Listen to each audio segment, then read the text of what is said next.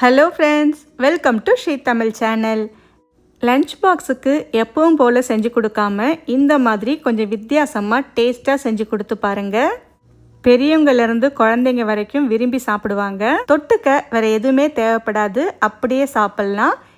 லஞ்சை மட்டும் இல்லை, ஈவினிங் ஸ்நாக்குக்கும் சாப்பிட்லாம். ரொம்பவே நல்லாயிருக்கும். முதல்ல ஒரு பாத்திரத்தில் 2 கப் அளவுக்கு கோதுமை மாவு எடுத்துக்கங்க. இப்போ இதுக்கு தேவையான அளவு உப்பு சேர்த்துக்கலாம். கூடவே 1 ஸ்பூன் அளவுக்கு எண்ணெய் சேர்த்துக்கங்க. இப்போ உப்பு எண்ணெய் எல்லாமே மாவில் எல்லா பக்கமும் பரவுற மாதிரி கையாலேயே ஒரு முறை நல்லா கலந்து விட்டுக்கங்க. இப்போ இதில் கொஞ்சம் கொஞ்சமாக தண்ணி சேர்த்து சப்பாத்திக்கு பிசைகிற மாதிரி நல்லா சாஃப்டாக பிசைஞ்சு எடுத்துக்கங்க. இப்போ பார்த்தீங்கன்னா மாவு நமக்கு நல்லா பிசைஞ்சு எடுத்தாச்சு. அவ்வளவுதான், இது அப்படியே இருக்கட்டும். ஒரு மூடி போட்டு மூடி வச்சிடுங்க. அடுத்து ஒரு பேனில் 2 டேபிள் ஸ்பூன் எண்ணெய் சேர்த்துக்கங்க. எண்ணெய் சூடானதும் 1/4 ஸ்பூன் சோம்பு சேர்த்து தாளிச்சுக்கங்க. சோம்பு லேசாக வெடித்ததும் ஒரு பெரிய வெங்காயத்தை நல்லா பொடி பொடியாக நறுக்கி சேர்த்துக்கங்க. இப்போ இந்த வெங்காயத்தை லேசாக கண்ணாடி பதம் வர வரைக்கும் வதக்கி விட்டுக்கலாம். வெங்காயம் வதங்கி ரொம்ப நிறம் மாறணும்னு அவசியம் இல்லை. லேசாக கண்ணாடி பதம் வர வரைக்கும் வதக்கி விட்டாலே போதும். வெங்காயம் வதக்கும் போதே 2 பச்சை மிளகாயை நல்லா பொடி பொடியாக நறுக்கி சேர்த்துக்கங்க. கொஞ்ச நேரத்துலேயே பார்த்தீங்கன்னா வெங்காயம் லேசாக வதங்கி கண்ணாடி பதம் வந்துடுச்சு. அடுத்து இதில் 1 ஸ்பூன் அளவுக்கு இஞ்சி பூண்டு விழுது சேர்த்துக்கங்க. இப்போ இந்த இஞ்சி பூண்டோட பச்சை வாசனை போகிற வரைக்கும் நல்லா வதக்கி விட்டுக்கலாம். இஞ்சி பூண்டு வதங்கி வந்ததும் அடுப்பை நல்லா குறைச்சி வச்சுட்டு கொஞ்சமாக மஞ்சள் தூள் சேர்த்துக்கங்க. கூடவே 1 ஸ்பூன் தனி மிளகாய் தூள், 1/2 ஸ்பூன் கரம் மசாலா தூள் சேர்த்துக்கங்க. இப்போ இதை லோ ஃப்ளேம்லேயே லேசாக வதக்கி விட்டுக்கங்க. மிளகாய்த்தூள் எண்ணெயில் நல்லா கலந்து வர மாதிரி ஒரு முறை வதக்கி விட்டுக்கங்க. அடுத்து இதில் ஒரு 1/2 கப் அளவுக்கு துருவிய கேரட் சேர்த்துக்கங்க. கூடவே 1 கப் அளவுக்கு துருவிய உருளைக்கிழங்கு சேர்த்துக்கங்க. கேரட் உருளைக்கிழங்கு ரெண்டுமே வேக வைக்காமல் பச்சையாக தான் சேர்த்துருக்கோம். இப்போ ரெண்டையுமே சேர்த்ததுக்கப்புறம் நல்லா ஒரு முறை வதக்கி விட்டுக்கங்க. கேரட் உருளைக்கிழங்கு தான் சேர்க்கணுன்னு அவசியம் இல்லை.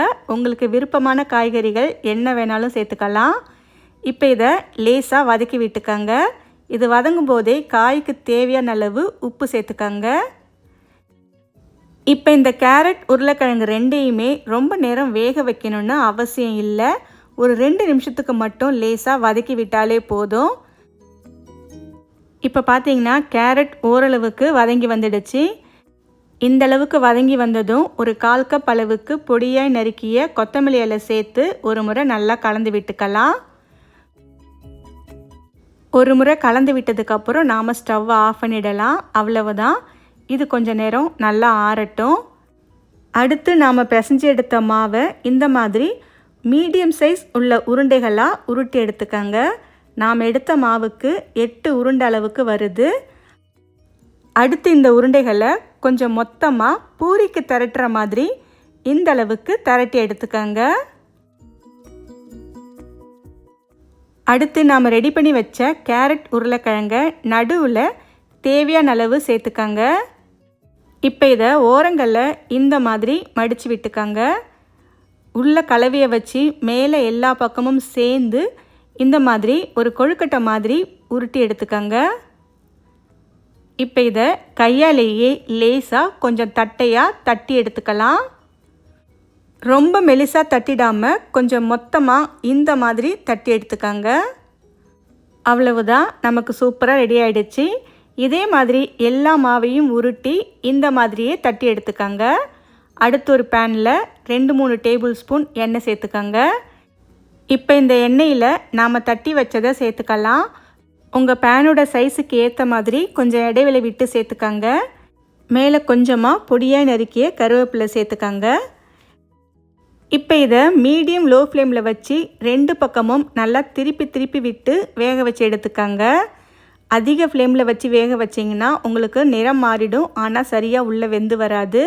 அதனால் மீடியம் லோ ஃப்ளேமில் வச்சு 2 பக்கமும் நிறம் மாறி லேசாக கிறிஸ்பியாக செவந்து வர வரைக்கும் இதை நாம் வேக வச்சு எடுத்துக்கலாம். கொஞ்ச நேரத்துலேயே பார்த்தீங்கன்னா 2 பக்கமும் நல்லா இந்தளவுக்கு செவந்து லேசாக கிறிஸ்பி ஆகிடுச்சு. இந்த அளவுக்கு வந்ததும் இப்போ நாம் இதை வெளியே எடுத்துடலாம். அவ்வளவுதான். இதே மாதிரி எல்லா மாவையும் சுட்டு எடுத்துக்கோங்க.